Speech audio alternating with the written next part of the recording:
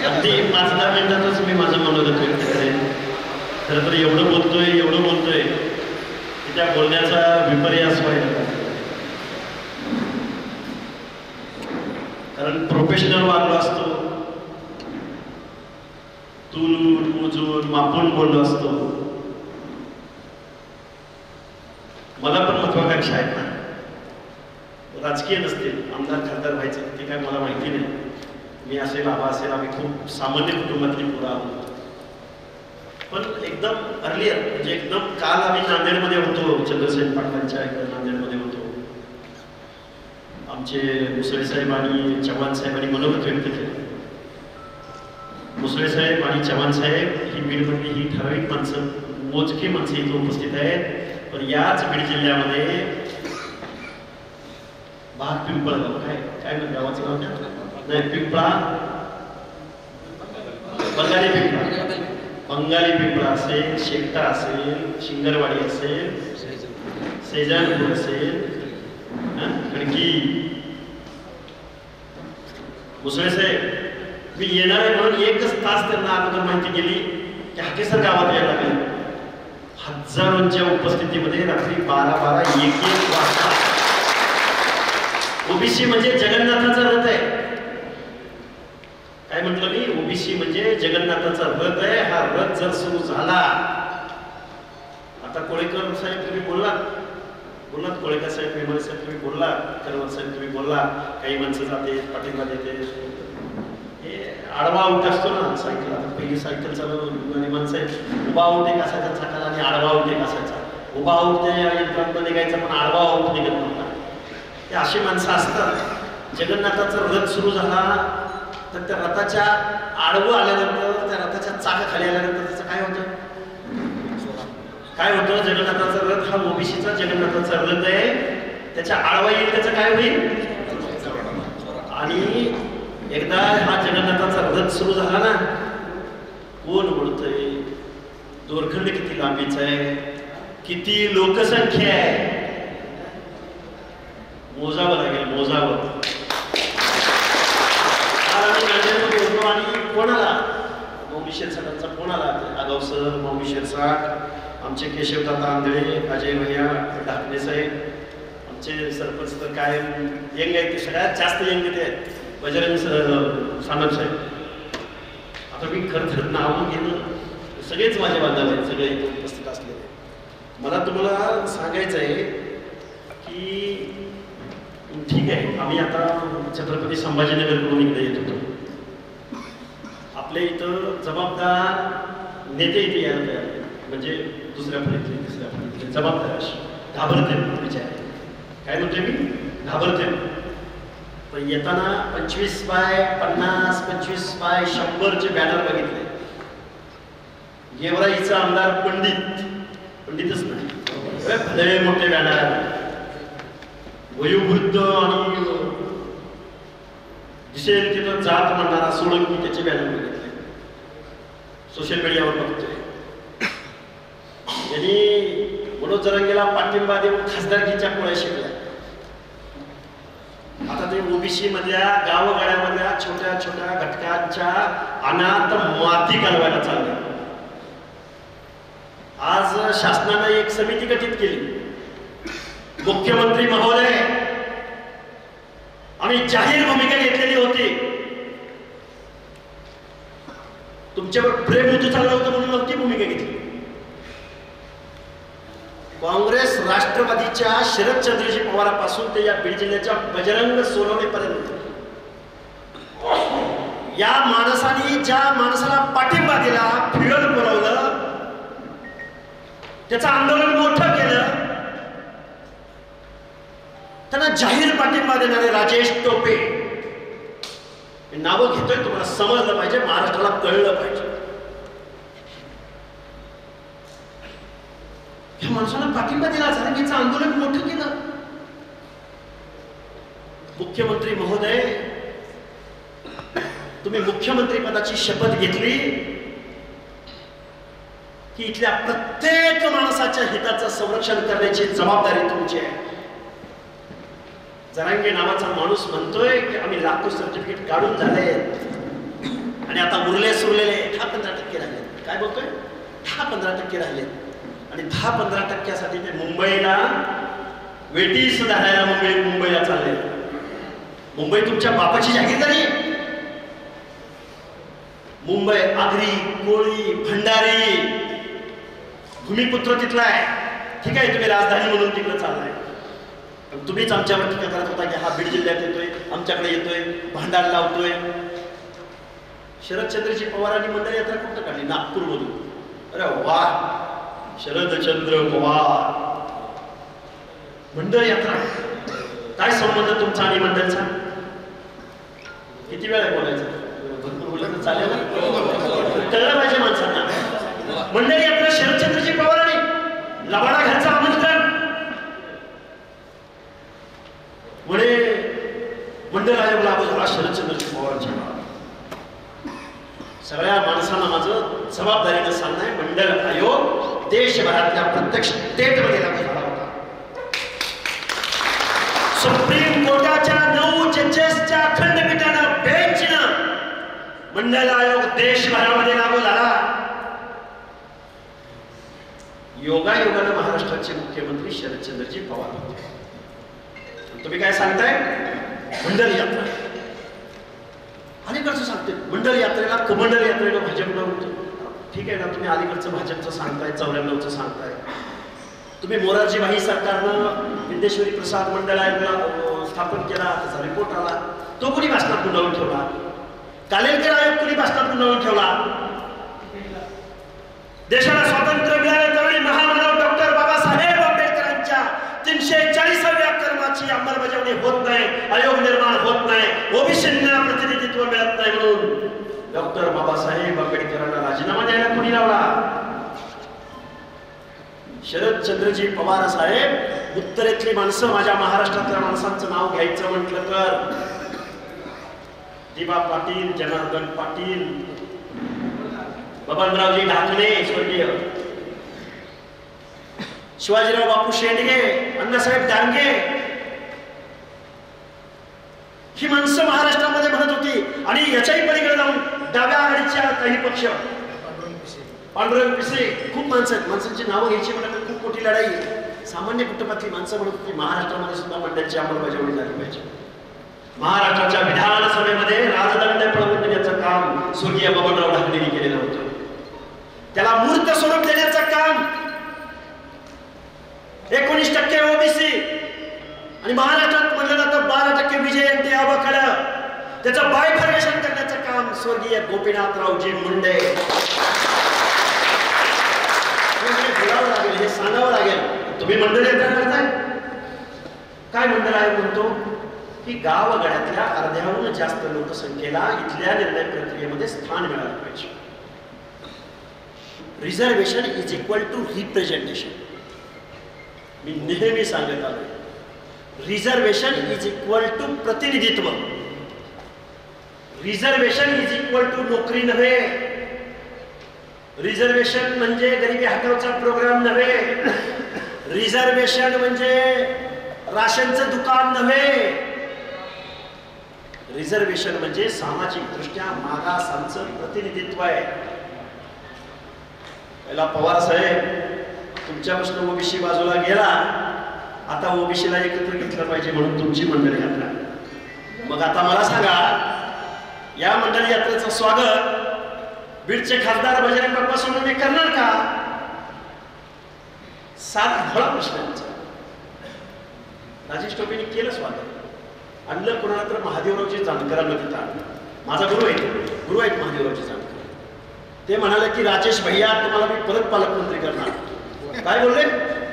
राजेश भैया मी तुम्हाला पालकमंत्री करणार. रक्षाबंधनाला राखी बांधून आला आहे जानकर साहेब, ताईची आपल्या त्या पालकमंत्री आहेत. तुम्ही कुणाला करायला चाललाय पालकमंत्री? जालन्याचं राजेश टोपेला जो पराभूत झालाय. गाव गड्यातल्या ओबीसींच्या अनाथ माती कालवण्याचं काम ज्या राजेश टोपेनं केलं, त्याला जानकर साहेब तुम्ही पालकमंत्री करायला चाललाय. हे बोलावं लागेल, हे सांगावं लागेल. अरे राजकारण करा तुम्ही, राजकारण. आता निवडणुका नाहीये, आता आमच्या हक्क आणि अधिकाराची लढाई आहे. बीड जिल्ह्यातल्या या लोकांना माझं सांगणं आहे, माननीय छगनरावजी भुजबळांनी ठाम भूमिका या महाराष्ट्रात घेतलेली होती. बीड शहरामध्ये जो हैदोस, जी जाळपोळ झाली, सगळ्यात पहिल्यांदा रस्त्यावर कोण उतरलं तर माननीय भुजबळ साहेब उतरले. गावगाड्यातली हर एक माणसं हातात हात घालायला लागली. आम्ही वडीगोद्री आंदोलन केलं, आमचे खटके बंधू वगैरे त्या मंडळींनी एवढं सहकार्य केलं, हे आंदोलन उभं केलं. महाराष्ट्रातली गावगाड्यातली 18 पगड जातीची माणसं तिथं झुंडीच्या झुंडीने तिथं यायला लागली. मी तुम्हाला नेहमी सांगतोय, काल परवा एक घटना घडली. माझ्यावर आजपर्यंत 4 ते 5 वेळा हल्ले झालेले आहेत. आमचे व्हिडिओ मॉर्फिंग, नवनाथाबाचा असो, आमचा असो. काल एक नवनाथाबाचा व्हिडिओ पाठवला नवनाथाबाचा. आम्ही एवढा वेळ हसत होतो. ते आमच्या प्रश्नाला उत्तर देणार नाही. सामाजिक मागासलेपण म्हणजे काय हा प्रश्न आम्ही त्यांना विचारतोय. इम्पेरिकल डेटा म्हणजे काय हे आम्ही त्यांना विचारतोय. तुमचं कुठं प्रतिनिधित्व नाही ते आम्हाला सांगा, हा प्रश्न आम्ही विचारतोय. आणि ओबीसी म्हणजे सामाजिक दृष्ट्या मागासांचं आरक्षण आहे. तर हे म्हणतात आमची पोरं गरीब झाल्यात, आमची. हो ना, गरिबी तुमच्यात आमच्यात नाही का? गरिबीसाठी आरक्षण नाही ना. आरक्षण हे प्रतिनिधित्व, प्रत्येक माणसाचं सामूहिक दृष्ट्या प्रतिनिधित्व म्हणून रिझर्वेशन आहे. आता हे किती वेळा सांगायचं, किती संविधानिक भाषेत सांगायचं. दुर्दैव या गोष्टीचं आहे की महाराष्ट्राच्या कायद्याच्या सभागृहात निवडून गेलेले एकही आमदार, एकही खासदार, एकही मंत्री, एकही मुख्यमंत्री, एकाही पक्षाचा प्रमुख या महाराष्ट्रातल्या अर्ध्या लोकसंख्येच्या हक्क अधिकाराची भाषा बोलायला तयार नाही. उद्धवजी ठाकरे साहेब, ओबीसीच्या आरक्षणाला धक्का न लागता आरक्षण द्या म्हणणारे तुम्ही. शरदचंद्रजी पवार, मंडल यात्रा करणारे तुम्ही. माननीय देवेंद्रजी फडणवीस साहेब, आज रोजी जर 58 लाख कुटुंबांच्या नोंदीद्वारे जर हे ओबीसी मध्ये आले असतील, तर गावगाड्यातला छोटा घटक त्यांच्या बरोबर कशी स्पर्धा करणार आहे? तो एखादा सरपंच दिसेल का? तो एखाद्या शिक्षण आणि नोकरीच्या एंट्री पॉइंटला त्यांना बढावा मिळण्यासाठी जे रिझर्वेशन मिळाले, तो यांच्या स्पर्धेमध्ये टिकेल? आमदारांनी बोललं पाहिजे, खासदारांनी बोललं पाहिजे, मुख्यमंत्र्यांनी बोललं पाहिजे, विरोधी पक्षनेत्यांनी बोललं पाहिजे. कोणीही बोलायला तयार नाही.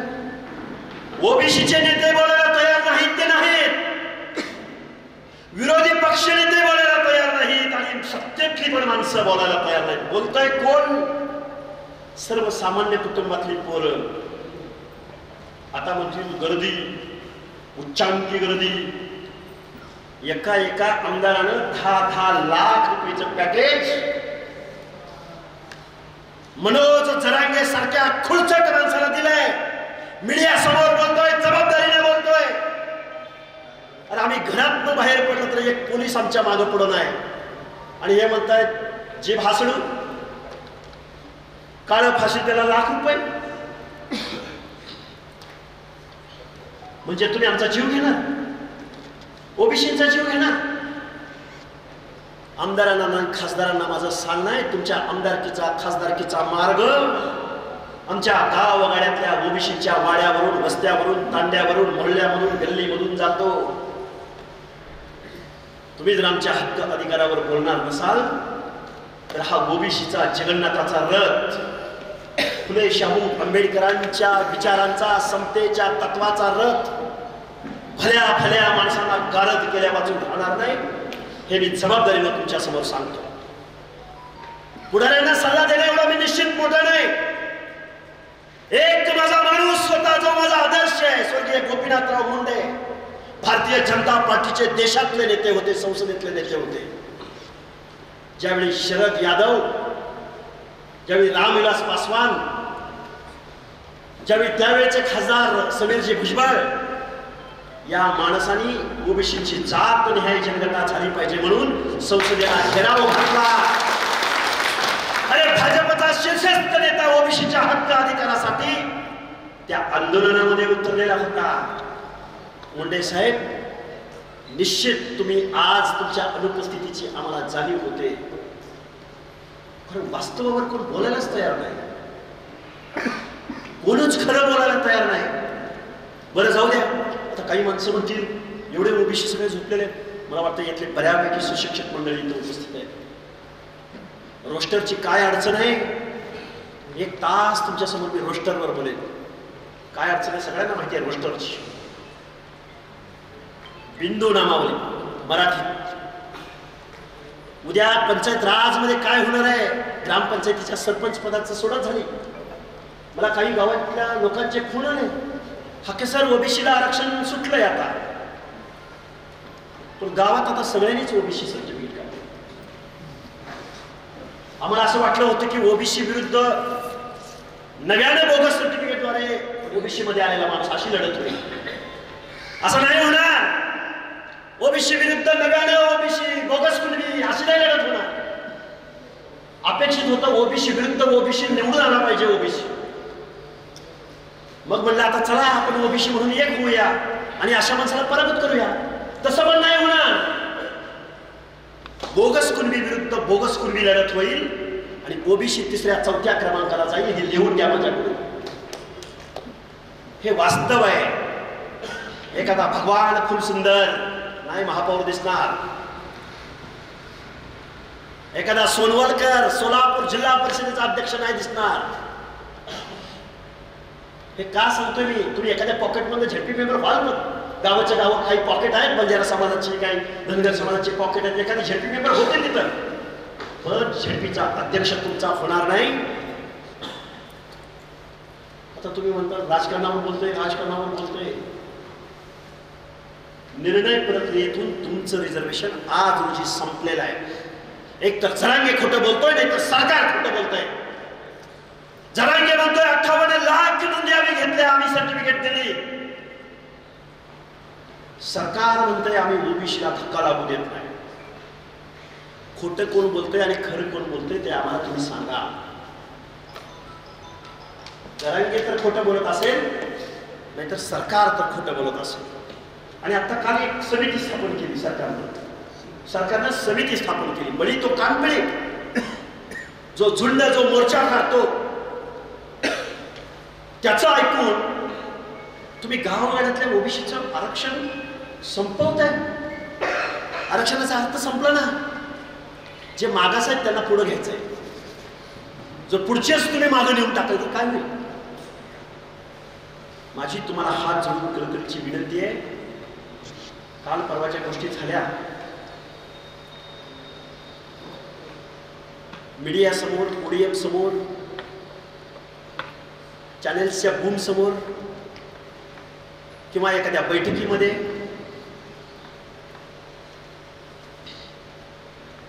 जर लक्ष्मण हाके एखादा बेजबाबदार वक्तव्य केलं असतं, आता तुम्ही म्हणाल तुम्ही खरं बोलला की काय? लक्ष्मण हाके गेल्या 2 वर्षापासून ओबीसीच्या 11 पगड जातीची भाषा बोलतोय. ही जातीची भाषा बोलत असताना काही माणसांनी आमच्यावर आरोप केले माधव प्रयोग आहे. काही माणसं, अरे गाववाड्यातल्या हर एक माणसाच्या हिताचं संरक्षण करण्याची जबाबदारी आमची आहे. निवडणुकीमध्ये दिसत असतील माधव तुम्हाला जास्त. गाववाड्यातल्या शिक्षण आणि नोकऱ्यामधलं छोट्या छोट्या छोट्या छोट्या घटकाच्या हक्क आणि अधिकाराचं संरक्षण इथल्या कुठल्याही आमदाराला, कुठल्याही खासदाराला, कुठल्याही पक्षाला तुमचं देणं घेणं नाही. कारण तुम्ही विस्थापित आहात. अर्धी लोकसंख्या असताना तुम्ही संघटित नाही आहात. याची जबाबदारीची, याची जाणीव आहे आम्हाला. 300-400 जातीची तोंड 300-400 दिशेला आहे, हे पण आम्हाला माहिती आहे. जोपर्यंत गावगाड्यातल्या या छोट्या छोट्या छोट्या घटकाच्या मनामध्ये सुरक्षितता निर्माण होणार नाही, तोपर्यंत ही लोक रस्त्यावर उतरणार नाही. तुमचा आमचा धंदा काय? शेती, मेंढर. ओबीसी हा, ओबीसीचं प्रोबेशन हे सेवा देण्याचं आहे, व्यवसाय करण्याचा आहे. माझा संसार भला, आम्ही भला. आमच्या जरांगेचं प्रोबेशन काय? पाराचा कट्टा, तहसीलदार ऑफिस, कलेक्टर ऑफिस चाकाट्या पिटणं, योजना डुबवणं, DCC बँकांची कर्ज करोडोची आणणं, परत ती बुडवणं, आमदार, त्याच्या पुढं स्टँडर्ड व्यवसाय, खासदार, त्याच्या पुढचा स्टँडर्ड व्यवसाय, मंत्रिमंडळाची लिस्ट, त्याच्या पुढचा स्टँडर्ड व्यवसाय, अर्थमंत्रीपद आम्हालाच पाहिजे, सहकार मंत्री आम्हालाच पाहिजे, महसूल मंत्री आम्हालाच पाहिजे, त्याच्या पुढचा स्टँडर्ड व्यवसाय, देशाची मिनिस्ट्री, त्याच्या पुढचा स्टँडर्ड व्यवसाय, कोऑपरेटिव्ह सेक्टर, कारखानदारी, सूतगिरण्या, चिलिंग प्लांट, त्याच्याही पुढचा स्टँडर्ड व्यवसाय, सहकाराच्या पुढचा खाजगी कारखानदारी. मी जबाबदारीने सांगतोय, अण्णासाहेब पाटील आर्थिक विकास महामंडळाचे लाभार्थी 10 लाख, 15 लाख, 20 लाखाचे. वसंतराव नाईक महामंडळाचे लाभार्थी किती? पण किती संख्या किती? 1 लाखाची. पण नेसलो काही देवी शेळीमेंढी महामंडळाचे लाभार्थी हात वर करायचं कोण असेल तर बजेटच नाही येणार मी त्याच्या. गोपीनाथराव मुंडे काय कल्याण मंडळ, काय कल्याण मंडळ, काय काय माननीय देवेंद्र फडणवीस साहेब निवडणुकीला सामोरे जात असताना 20 महामंडळांची घोषणा केली. केशकल्पी महामंडळ माझ्या नाभिक बांधवांचं, नाथपंथी डवरी गोसावीसाठी महामंडळ, बेरड बेडर रामोशी समाजासाठी महामंडळ, काय काय 20 महामंडळ घोषणा केली. मत पाहिजे मत. अजूनही एकाही महामंडळाला अध्यक्ष महाराष्ट्रात मिळाला नाही. बजेटची गोष्ट लांबची आहे. अरे ऑफिस सोडा, अजून पुढे येतो त्याच्यावर. महाज्योती, तारती, सारथी, माननीय अजितदादा पवारांनी सारथीला 1000 कोटीचं बजेट दिलं. सारथी मराठा समाजाची म्हणून तिचं पालकत्व जातीयवादी अजितदादा पवारांनी स्वतःकडे घेतलं. पुण्यात BNCC कॉलेज आणि सिम्बायोसिस कॉलेजच्या मध्ये बहुमजली इमारत उभी राहिली. शेअर मार्केटच्या इमारतीला लाजवेल अशी छत्रपती संभाजीनगरमध्ये इमारत उभी राहते. कोल्हापूरमध्ये इमारतीचं काम चालू आहे. महाज्योतीला 1000 स्क्वेअर फुटाचं गाव वाड्यातल्या 50% लोकसंख्येच्या पोरांना अजून त्या महाज्योतीला 1000 स्क्वेअर फुटाचं ऑफिस पुण्यामध्ये खडकीमध्ये एका कुठल्या तरी शासकीय इमारतीत मिळालं. काय 1 कर्मचारी, अर्धी लोकसंख्या तुमची. ओबीसीच्या पोरांना PhDचा स्टायपंड मिळाला नाही. सारथीच्या पोरांना 7-7, 8-8 लाख रुपये वन स्ट्रोक अजितदादा पवारांनी त्यांच्या अकाउंटला जमा केले. मी आणि ऍडव्होकेट मंगेश ससाने यांनी गिरगाव जवळ जाऊन समुद्रात उड्या मारल्या. नाही अजूनपर्यंत मिळालं नाही. आता पुढे जाऊन सांगतो तुम्हाला. भाषण लागत नाही ना मला सांगा. पुढे जाऊन सांगतो तुम्हाला. ही लढाई फुले शाहू आंबेडकरांचा हा महाराष्ट्र आहे. प्रगत महाराष्ट्र आहे. या महाराष्ट्रामध्ये अर्ध्याहून जास्त लोकसंख्येच्या सामाजिक न्याय हक्काच्या योजनांसाठी किती टक्के बजेट आहे? मी कायम सांगतोय, सोप्या भाषेत सांगायचा प्रयत्न करतोय. या वर्षीचं बजेट 7 लाख करोड रुपयाचं आहे. 100% अर्ध्या लोकसंख्येला किती मिळालं पाहिजे? सामाजिक न्यायाच्या योजनासाठी कोण अभ्यासक कोण असतील बघा. मौली 100% किती टक्के मिळाला पाहिजे? हो सोडा हो. तुमचा महाराष्ट्र आहे काय? किती टक्के? माझे पत्रकार बांधव उपस्थित आहेत. जबाबदारीने सांगतोय 10%, 5%, 2%, 1% उन्हा पुरा 1% तोही फुलफिल नाही. आणि ते कशासाठी सांगू? आश्रम शाळांची अनुदान. साखर शाळेला 5-50 लाख, 5-50 लाख म्हणतोय. 5-50 कोटी, 500 कोटी नाही म्हणत. किती टक्का बजेटरी तरतूद आहे ओबीसींना? कारण तुमचा अर्थमंत्री कधी होऊ शकला नाही. तुमचं पॉलिटिकल रिप्रेझेंटेशन थांबलंय. हे पंचायत राजच्या लोकल बॉडीज मधलं तुमचं आरक्षण संपलं. अरे पंचायत राज म्हणजे लोकशाहीचा पाळणा. नेतृत्व तयार होण्यासाठी माझ्या बिंदेश्वरी प्रसाद मंडल BP मंडलनं सांगितलेलं होतं की पंचायत राज मध्ये तरी आरक्षण द्या यांना. बाबासाहेब म्हणायचे विधानसभेत द्या, लोकसभेत द्या. BP मंडळाने तसंच सांगितलंय बरं का. 38 सूचनांपैकी 2 सूचना लागू झालेत. बिंदेश्वरी प्रसाद मंडलांच्या 38 सूचनांपैकी 2 सूचना इम्प्लिमेंट झाल्या. शिक्षण आणि नोकरी एंट्री पॉईंटचं रिझर्वेशन आणि पंचायत राज म्हणजे लोकल बॉडीज मधलं रिझर्वेशन. आणि शरदचंद्रजी पवारांनी मंडल लागू केला. आणि शरदचंद्रजी पवारांचं काम सांगण्यासाठी मंडळ येतात. कोण आहे महाराष्ट्राचा मालक? हा सोशल जस्टिस आहे. हे तुमच्या समोर खेदाने नमूद करावं असं वाटतंय. गावगाड्यात 50 ते 60% लोक तुम्ही आहात. पंचायत राज मधलं आरक्षण आज रोजी संपलंय. जबाबदारीने मी सांगतोय तुमच्या समोर, संपलंय आज रोजी टोटल. कोण नेते कुठं जायचे, कुठं छकमारी करायची तिकडे करा. आज एका स्टेजवर, उद्या एका स्टेजवर, परवा एका स्टेजवर. काय तुम्हाला राजकारण करायचं ते करा. काय तुमच्या नेत्यांची काय, आता काय बोलायचं, परत म्हणाल जिंद सर काय त्यांचं लांबून चालून करायचं ते करा. पण गाववाड्यातल्या पंक्तीला बसलेल्या शेवटच्या खटकापर्यंत न्याय, सोशल जस्टिस घेऊन जाणारा मंडल आयोग आज महाराष्ट्रामध्ये संपलाय. हे मला तुमच्या समोर मांडायचं आहे, हे तुमच्या समोर बोलायचं आहे. आणि हे काय म्हणतील, हे असं बोललं, ते तसं बोललं. म्हणजे 2 प्रमुख जातीमध्ये जर भांडण लावलं, हे काय आमचे कधी, आम्ही ह्याला शिकरू मानतच नाही. आमचं भांडण येवलावालेशी, आमचं भांडण परळीवालेशी. एक सोळंकी नावाचा माणूस काल परवा तुमच्यातला म्हटला, माझी जात आडवी आली नाही तर मला पालकमंत्री, मला मंत्रिपद मिळालं असतं. त्यांचे वडील सुंदरराव सोळंकी स्वर्गीय बिचारे, ते महाराष्ट्राचे उपमुख्यमंत्री झाले होते. त्यावेळी नाही जात आडवी, आमदार होताना यांना जात नाही आडवी. तुम्हाला गृहीत धरलं जात आहे, तुम्हाला येड्यात काढलं जात आहे. अरे निवडून आलेला लोकप्रतिनिधी जर जाहीर बॅनर लावत असेल तर तुम्ही करताय काय नक्की? जाहीर बॅनर भले मोठे.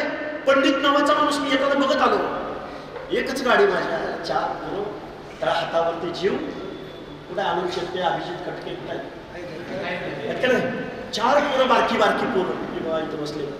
4च माणसं, नाही एखादा पोलीस.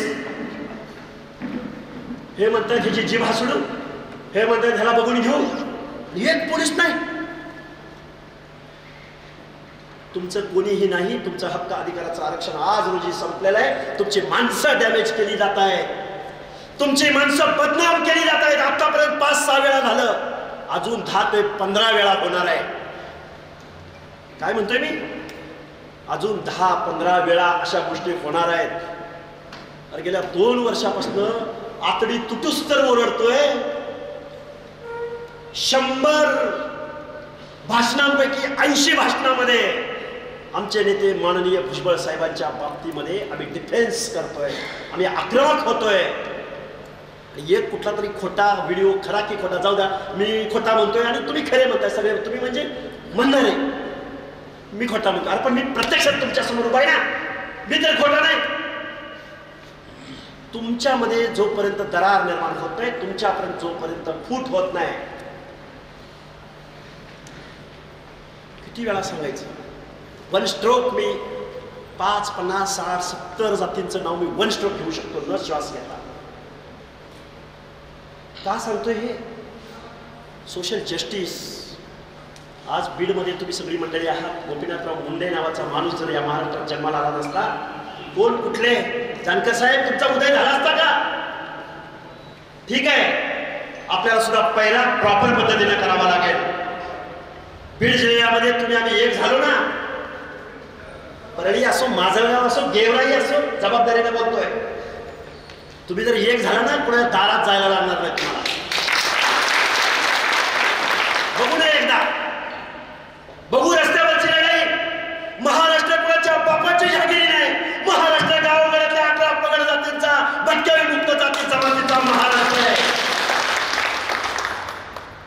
मुख्यमंत्री महोदय यांच्या फुलसापाला बळी नका पडू.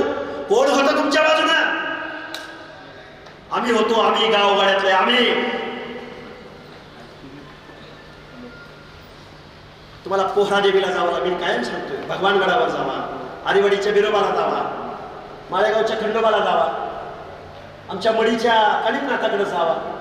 तुम्हाला भटके कोण आहेत, ओबीसी कोण आहेत, दलित कोण आहेत, आदिवासी कोण आहेत, महाराष्ट्र कोणाचा आहे? नेहमी सांगितलं जातं या महाराष्ट्रामध्ये आम्ही यशवंतराव चव्हाणांच्या विचाराचे वारसदार आहोत. हो ना, कुठे यशवंतराव चव्हाण? ज्या वसंतराव नाईक नावाच्या माणसानं महाराष्ट्राच्या भाग्याच्या अनेक योजनांवरती सही केली, त्या माणसाच्या जयंतीच्या दिवशी सुद्धा माणसं त्या माणसाचं नाव घेत नाही. गोपीनाथराव मुंडे यांच्या नावानं जे महामंडळ निर्माण झालं, ज्या महाराष्ट्रामध्ये 10 लाखाहून ऊसतोड मजूर आहे, त्यांच्या महिलांच्या आरोग्याची काय परिस्थिती असेल? बाबासाहेब आंबेडकर म्हणायचे, ज्या घरातले महिला चाऱ्याच्या आणि सरपणाच्या शोधार्थ घर सोडून डोंगराच्या कुशीला जाते, ते घर कधी सुधारलेलं असू शकत नाही. काय करतात आपल्या माता भगिनी?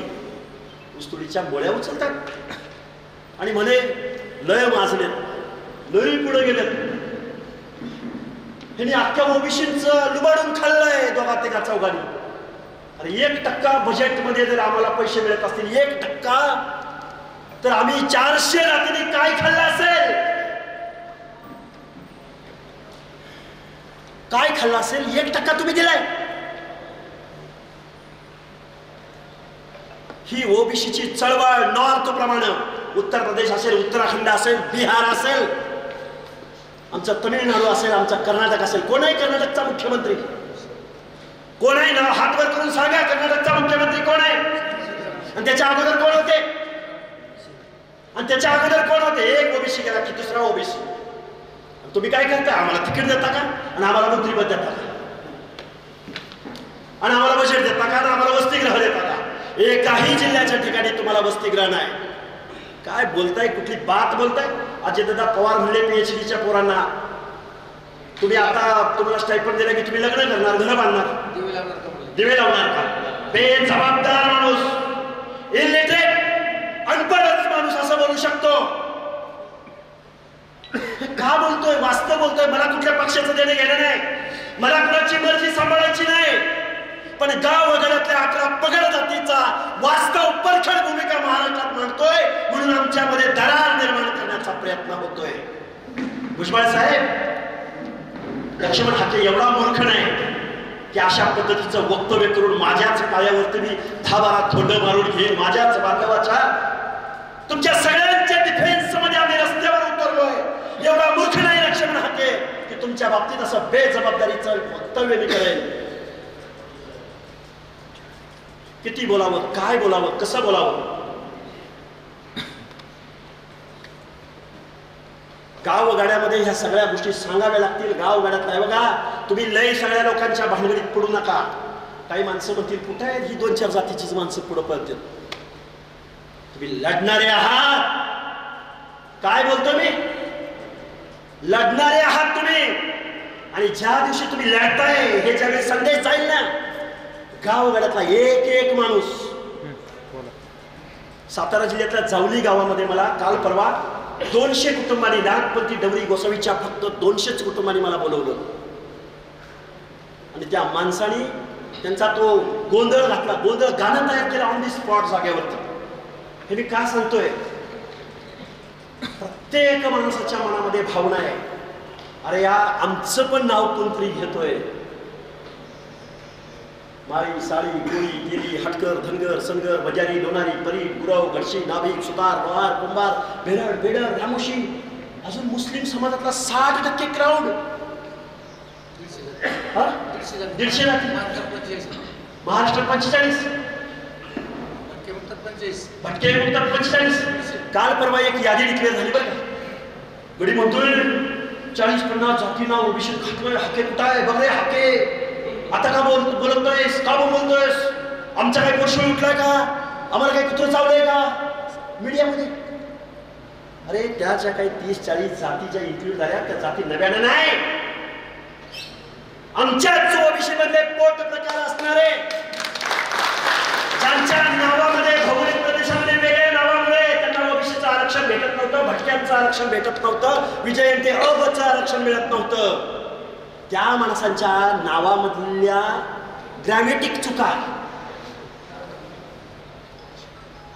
हे आयोगानं वेगवेगळ्या प्रशासकीय विभागामध्ये अभ्यास करून, लिटरेचर तपासून, सोशल बॅकवर्डनेस तपासून, तिथल्या प्रशासनाचं सहकार्य घेऊन त्या जाती उपजातींना फक्त सोशल अफिनिटी असलेल्या लोकांना एकत्रित घेतलंय आणि रिझर्वेशन डिक्लेअर ठेवलंय. कोणी म्हणतोय 43 जातीचा समावेश झाल्या, अख्या कुठं आहेस तू? काय चाललंय? आरक्षण म्हणजे काय? आरक्षण कशा सगळं खातात? आरक्षण कुठल्या रानात उगवतं? ओसाड रानावर, मजुराच्या पालामध्ये, का नदीच्या काठाला, का कारखान्याच्या छताखाली? कुठं उगवतं आरक्षण? अरे तुम्ही नादान, अरे जरांगे नादा नाही तर नादा नाही, शरद पवार नादा नाही का? सोळंकी नादा नाही? ते बजरंग सोनवणे खासदार निवडून दिला तुम्ही, ते काय म्हणलं माहिती आहे का? कोण हाके? त्याला काय ग्रामपंचायतीला तर निवडून येते का? म्हणजे परत आम्हाला काय दाखवतंय? तुझ्या शरदचंद्रजी पवारला विचार, तुझ्या राष्ट्रवादीचा बेस वोटर कोण आहे? बारामतीत तुला कोण निवडून देतं? तुम्ही लढणारी माणसं आहात बीड जिल्ह्यामधली. पश्चिम महाराष्ट्रामध्ये एवढी माणसं आहेत, गावच्या गावात, तालुक्याच्या तालुके आपले आहेत, पण बाबांनो जागी नाहीये. जागी अजगर आहे, अजगर, सुस्त झोपलेला अजगर आहे. ज्या दिवशी हा अजगर जागा होईल ना, काय ते अनाकोंडा, काय ड्रॅगन, काय म्हणते, या महाराष्ट्रामधल्या झोपलेल्या ओबीसीला, अरे बाबांनो काय पंचायत समितीत काय तिकीट मागताय साला हो? काय परत म्हणताल शिवी दिली का काय? मी आता काय बाबा बोलावं? महात्मा ज्योतिबा फुले म्हणायची, लोळा गोळा होऊन पडलेल्या, निश्चित पडलेल्या समाजाला जर जागरण करायचं असेल, पेरणी करावी लागेल, फर्टाईल लँड शोधावी लागेल, माणसं उठवावी लागतील हक्क अधिकाराबद्दल. आता काही माणसं म्हणजे अरे एवढीच माणसं आहेत, अरे एवढीच माणसं आहेत. ते डायलॉग आहे बघा काहीतरी, मला तर पूर्ण येतोय का नाही माहित नाही, पोट तिडकीनं मांडतोय. जिसका जमीर जिंदा होता है, क्या हक और अधिकार की लड़ाई में न्योता नहीं भेजा जाता, जिसका जमीर जिंदा है वो खुद पे खुद. काही नाही म्हणजे माझी गाडी आली, माझ्या फोर व्हीलर आहे, माझं घर आहे, माझं हॉटेल आहे, माझा ऊस गेला एवढा, मला चांगली कापडं मिळते. अरे एवढं हे नाही, ते काय तर कसं बी होणार आहे. दारू विकणारा जर एखादा माणूस असाला एखादा, त्याला बी चांगले सुखसुखी मिळते, हे नाही.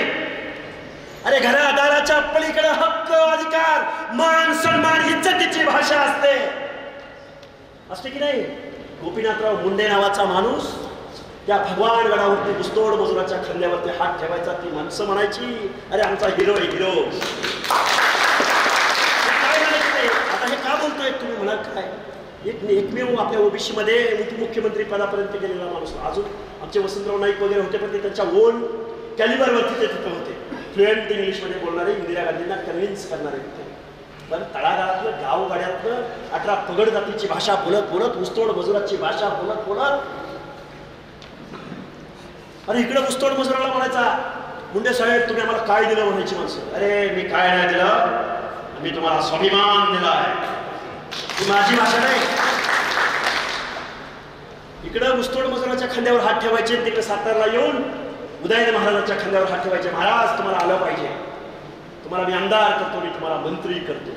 मुरलीधर मोहोळ आत्ताचे केंद्रीय मंत्री, एक पोरगा, ए तुला आलं पाहिजे पुढे राजकारणात. ही पेरणी आहे. जयसिंग अवलय तो तुमच्या बीड जिल्ह्यातले किती आणले, किती मोठे केले, आणि त्यांनी काय दिवे लावले माहिती आहे तुम्हाला? हे बघा, हा विचार गावगाड्यातल्या बघा, 2 पावलं पुढे जाता आलं पाहिजे, 2 पावलं मागं येता आलं पाहिजे. बजेट आहे ना, बजेट, एका रस्त्याचं बजेट इज इक्वल टू आमच्या भटक्यांची पालं काढून तिथं घरं बांधलं. एका